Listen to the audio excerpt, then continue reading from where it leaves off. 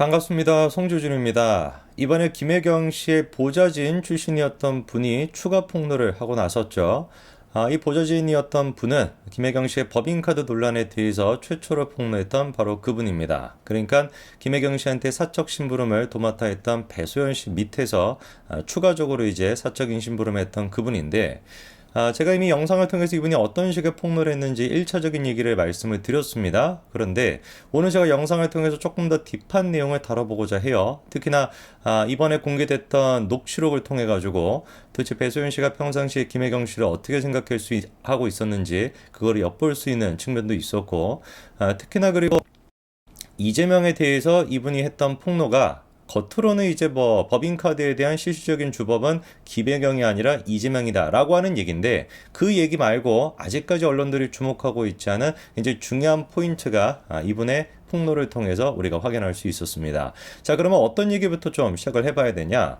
배소연 씨 같은 경우는 1심 재판 결과 실형이 선고가 됐습니다. 집행유예가 선고가 된 상태죠. 그런데 그 재판이 이루어졌던 과정에서 검찰 측과 변호인 측 사이에 썰전이 한번 있었습니다. 그 썰전이 바로 뭐냐? 검찰 같은 경우는 도지사 팀과 사모님 팀 두 가지 팀이 존재한다라고 봤었고요. 변호인 같은 경우는 그렇지가 않다. 사모님 팀은 존재하지 않고 도지사 팀만 있다. 이렇게 이제 봤었는데, 이렇게 이제 검찰 측과 변호인 측에서 사모님 팀에 대해 가지고 썰전이 이루어지고 있을 때 검찰이 다음과 같은 얘기를 추가적으로 했었습니다. 재판장님께서 이제 그 혹시 추가적으로 할 얘기가 있냐라고 물어보니까 배소연 씨랑 제보자 둘 사이에 녹취 파일을 이제 꺼내 들었던 건데, 그 녹취 파일에 어떤 내용이 들어가 있습니까? 나도 진상한테 맨날 깨져라고 하는 말이 들어가 있었다라는 거죠.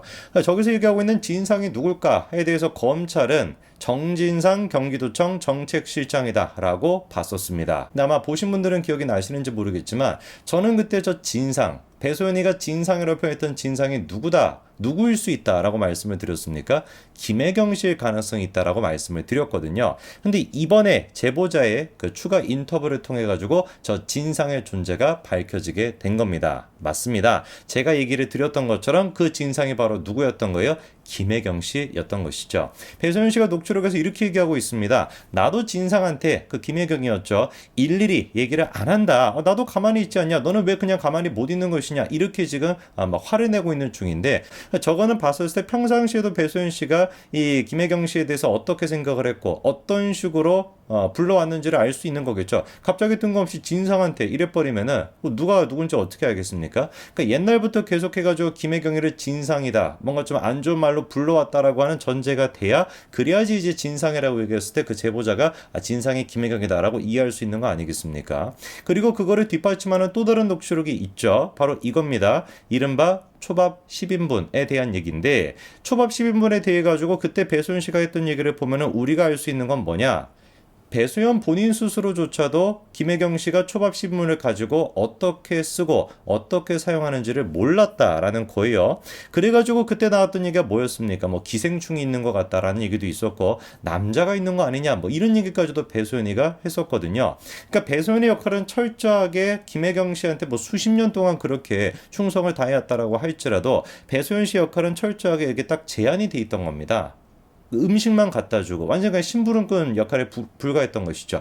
음식만 갖다 주고 그 구체적인 내용, 그 음식이 들어가 가지고 누가 먹는 것이고 어떤 식의 이게 오갔는지 그거에 대해서는 배소연 씨도 철저히 모르고 있었다라는 것이죠. 그러니까 아무리 뭐 배소연 씨 결혼식에 이재명에도 찾아가고 김혜경에도 찾아가고 뭐 그렇게 해가지고 서로 친분이 있는 척 한다라고 할지라도, 배소연이라고 하는 사람은 김혜경, 이재명 두 사람이 보기에는 그저 철저한 뭐에 불과했던 겁니까? 하녀에 불과했다라는 것이죠. 그리고 그거를 배소연 본인 스스로가 못 느끼겠습니까? 당연히 느끼겠고, 그런 맥락에서 충성심도 없을 거예요. 그런데 왜 아직까지도 배소연이가 이 카드깡에 대해서, 법인카드에 대해 가지고 적극적으로 검찰에 얘기를 안 하고 있는 것일까? 충성심도 없는데, 제가 보기에는 배소연이도 해먹었을 가능성이 있기 때문입니다. 뭐 아직까지도 미스테리죠, 그렇죠? 배소연 씨가 이제 80억 원대 부동산 자산가라고 하는 사실이 뭐 이렇게 보도를 통해서 공개되지 않았습니까? 누가 보든지 간에 공무원에 불과했던 사람이 어떻게 80억 원대 자산가가 될 수가 있겠습니까? 모종의 뭔가가 있었을 거라고 보고, 그런 게 얽혀 있다 보니까 그러니까 배수원이도 함부로 아직까지는 김혜경과 이재명을 배신을 못하고 있다라고 봅니다. 근데 분명한 사실, 배수연 본인 스스로가 기억해야 되는 거, 배수연 씨랑 뭐 썸씽이 있었다라고 하는 얘기가 있었던 그 남자 김혜경 씨의 그때 그 선거 기간 동안에 운전기사 역할까지 했다라고 했던 사람, 그 사람 어떻게 됐습니까? 두 사람 뭐 동거하고 있었다는 얘기도 있었는데 그 사람 결국에 어떻게 됐습니까? 극단 선택을 했었죠. 그렇죠? 이 점을 배수연 씨가 명확하게 기억을 하고 있어야 될 겁니다. 그리고 이 부분에 대해서 누구보다도 공포를 느끼고 있는 사람이 누구였어요? 바로 이번에 제보자였죠. 그렇죠? 제보자가 어떤 얘기를 추가적으로 했냐면은요. 그 사람들이 어떤 사람들이고 어떤 행동을 할 수 있는 사람들인지 알기에 겁이 났다. 조직폭력배들과 연관이 되어 있다는 것도 이재명을 오래 봤으니 알고 있다. 저 개인의 신변보다는 가족들의 신변이 걱정된다. 이게 제보자의 얘기였습니다. 배수연 씨 본인 스스로도 분명히 알고 있을 겁니다. 이재명이가 조직폭력배와 연관이 되어 있다는 거. 그리고 이 제보자가 하는 얘기처럼 이 사람들이 무슨 짓을 할 수 있는지를 배수연 씨 본인 스스로도 알고 있을 거예요. 그렇기 때문에 배수연 씨 본인의 안전을 위해서, 그리고 가족들의 안전을 위해서라도 제보자가 지금 얘기하는 것처럼 검찰 쪽에 서는 것이 훨씬 더 본인한테 유리할 겁니다. 그리고 이번에 제보자가 추가적으로 했던 이재명에 대한 폭로에서 제가 좀 관심이 갔던 포인트가 한 가지 있는데요. 이분은 이런 얘기를 합니다.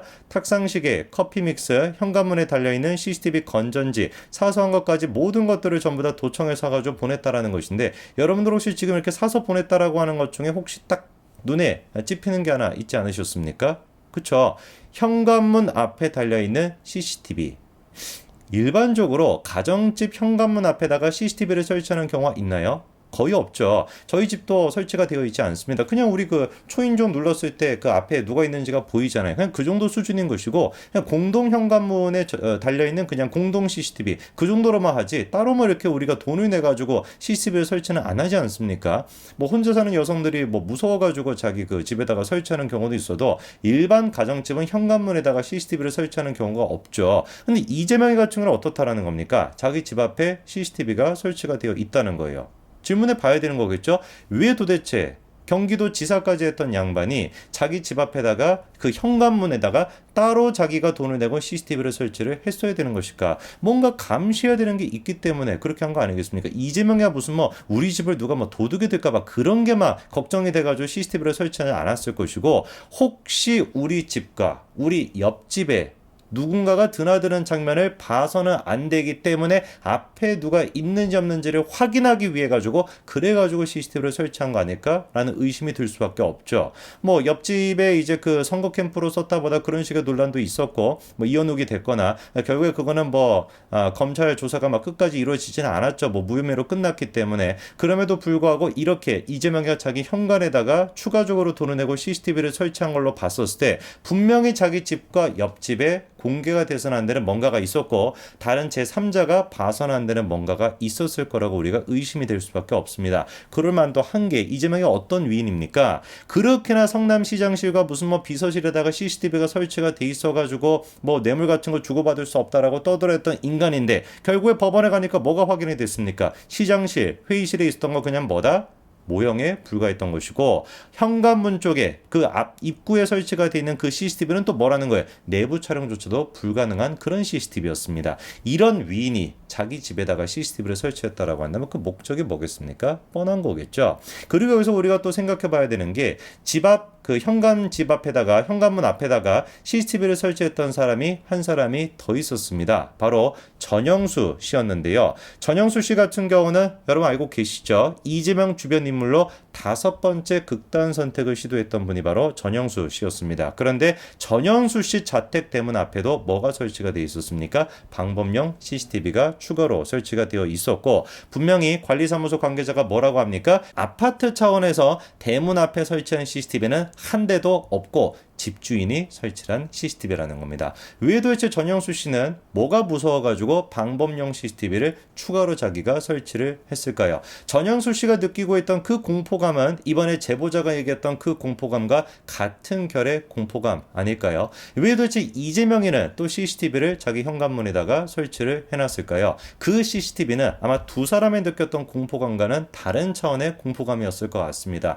우리 집안에서 이루어지고 있는 일, 우리 옆집에서 이루어지고 있는 일이 새어나가서는 안 된다라고 하는 그 공포감 때문에 CCTV를 설치한 것은 아닐까요?